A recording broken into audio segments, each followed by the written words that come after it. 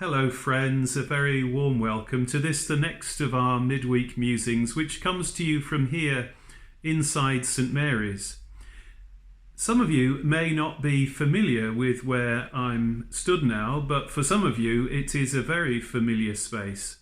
Those of you who serve so valiantly on our sacristy teams and who are so amazing when it comes to our serving teams will know that I'm stood in the first of the vestries at the side of the church.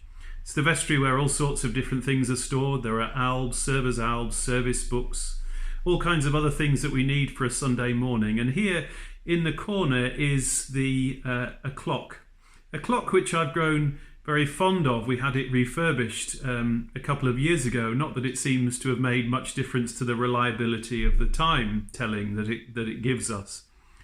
But it was given in 1963 or thereabouts in memory of Richard Henry Fryer, and it has this lovely quote from the prophet Hosea. It is time to seek the Lord. It seems a very good quote to have on a clock in a church vestry. Of course, time has stood still on that clock. It hasn't been wound since before lockdown, and it stands still at just before 11. Hopefully one day we'll wind it again and the clock will sound and the bells will chime. But it's very appropriate for a vestry, isn't it? It is time to seek the Lord. That's what we come here for week by week, when we're able to, for worship and to seek the Lord. And it's that sense of timing that I wanted to think a bit about with you this week in this musing, because it's certainly much on my mind, and I'm sure on your mind also, as we are in this phase of coming out of the lockdown that we've been in.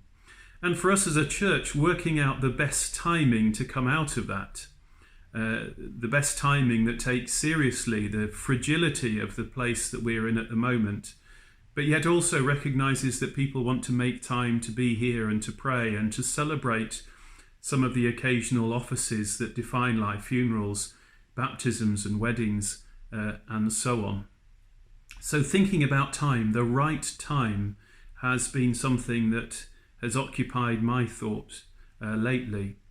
And this reading from the Old Testament book of Ecclesiastes, I hope speaks to you as well as to me at this moment in time.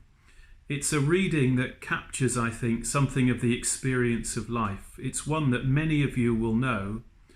And I offer it to you today as a means of reflecting on the time that we are in and reflecting on what is live for you at the moment.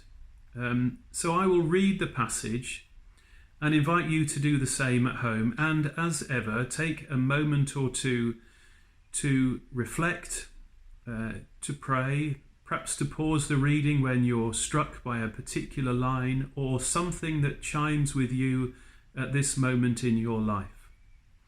So as I say, it's from Ecclesiastes, from chapter 3, verses 1 to 8. For everything there is a season, and a time for every matter under heaven, a time to be born and a time to die, a time to plant and a time to pluck up what is planted, a time to kill and a time to heal, a time to break down and a time to build up, a time to weep and a time to laugh, a time to mourn and a time to dance, a time to throw away stones and a time to gather stones together, a time to embrace and a time to refrain from embracing, a time to seek and a time to lose,